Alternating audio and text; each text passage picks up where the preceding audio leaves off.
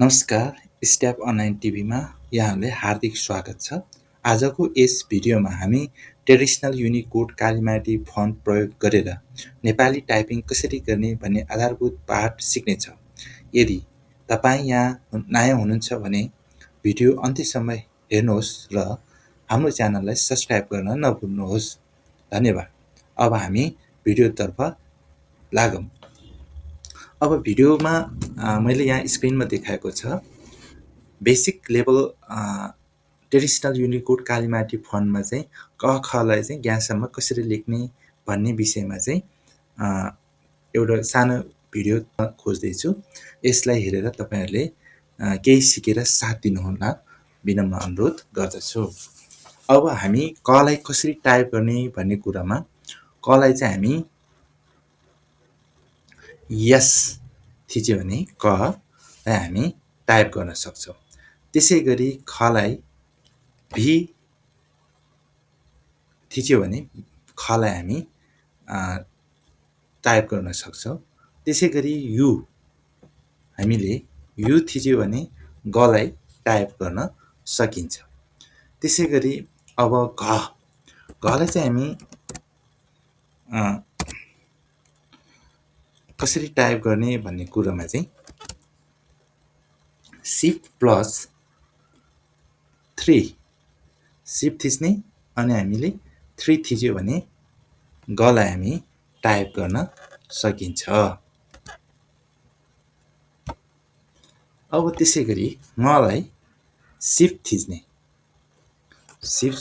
थिच्ने अनि त्यसपछि हामीले यो साइन छ त्यसलाई थिच्यो भने ngलाई चाहिँ जुन कमा छ त्यसलाई थिच्यो भने हामीले ngलाई टाइप गर्न सकिन्छ। अब चमा हेरौं। चलाई चाहिँ हामीले आर मा थिच्यो भने च आउँछ। त्यसैगरी छ मा चाहिँ हामीले शिफ्ट प्लस 5 थिच्यो भने छ आउँछ। अनि त्यसैगरी ज मा हामीले यस थिच्यो भने ज आउँछ। अनि झ मा चाहिँ शिफ्ट प्लस यस थिच्यो भने झ आउँछ। अब हामी यहाँको कुरा गरौँ। यहाँलाई चाहिँ हामीले यसमा क्लिक गर्यो भने यहाँ आउँछ। त्यसैगरी ट मा चाहिँ हामीले शिफ्ट प्लस 6 थिच्यो भने शिफ्ट थिच्ने त्यसपछि 6 थिच्यो भने चाहिँ ट आउँछ। अब ठ मा चाहिँ हामीले शिफ्ट थिच्ने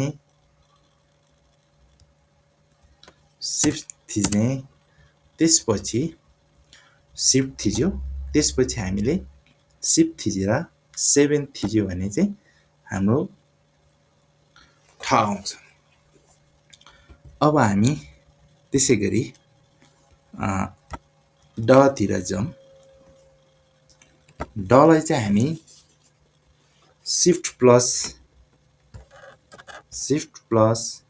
शिफ्ट थिच्ने अनि त्यसपछि 8 थिच्ने गर्यो भने ड आउँछ। अब ढ मा जाउँ। शिफ्ट प्लस शिफ्ट थिच्ने अनि त्यसपछि 9 थिच्यो भने ढ आउँछ। त्यसैगरी अन मा चाहिँ हामीले शिफ्ट थिच्ने अनि त्यसपछि 0 थिच्यो भने हामीले अन आउँछ। अब तलाई चाहिँ हामीले टी थिच्यो भने त आउँछ। अनि थलाई चाहिँ हामीले वाइ थिच्यो भने थ आउँछ। त्यसैगरी दलाई चाहिँ हामीले बी थिच्यो भने द आउँछ। त्यसैगरी धलाई चाहिँ हामीले डब्लु थिच्यो भने ध आउँछ। नलाई चाहिँ हामीले जी थिच्यो भने न आउँछ। अनि त्यसैगरी के थिच्यो भने प आउँछ। अनि त्यसैगरी फलाई चाहिँ हामीले शिफ्ट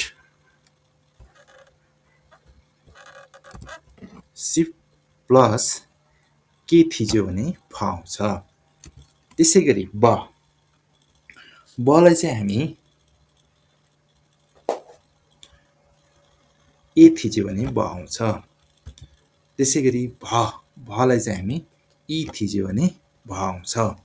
अब हेर्दै जानुहोस् है साथीहरू। अब हामी मको कुरा गरौँ। एकछिन, मलाई चाहिँ हामी डी थिच्यो भने म आउँछ। अनि ओ थिच्यो भने या आउँछ। ओ थिच्यो भने या आउँछ। त्यसै गरी रलाई चाहिँ हामीले यो साइन स्ल्यास साइन थिच्यो भने र आउँछ। अब त्यसै गरी ललाई चाहिँ हामीले यान थिच्नुपर्छ। अनि वालाई चाहिँ हामीले जे थिच्नुपर्छ। अनि स पातालो स भन्दा पनि हामी यसलाई हामी मोटो स लेख्छौँ। अब त्यसै गरी मोटो सलाई चाहिँ हामी जेड थिच्नुपर्छ।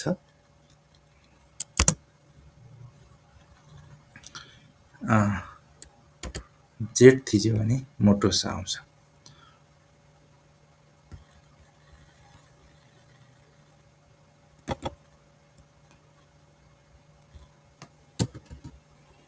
मोटो सलाई चाहिँ हामीले जेड थिच्छौँ।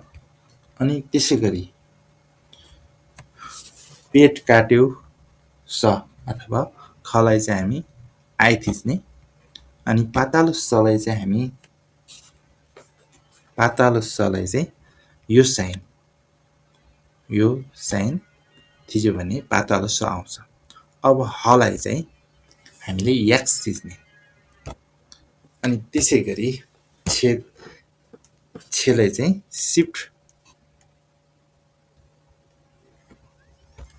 सिफ्ट प्लस आई थिच्यो भने छे आउँछ। तरलाई चाहिँ क्यु थिच्ने। अनि ग्यालाई चाहिँ सिफ्ट थिच्ने। अनि त्यसपछि वान थिच्ने। यसो गरेर हामीले बेसिक क ख चाहिँ ज्ञासम्म कालीमाटी फन्टमा चाहिँ लेख्न सकिन्छ। साथीहरू, भिडियोमा केही गल्ती भएमा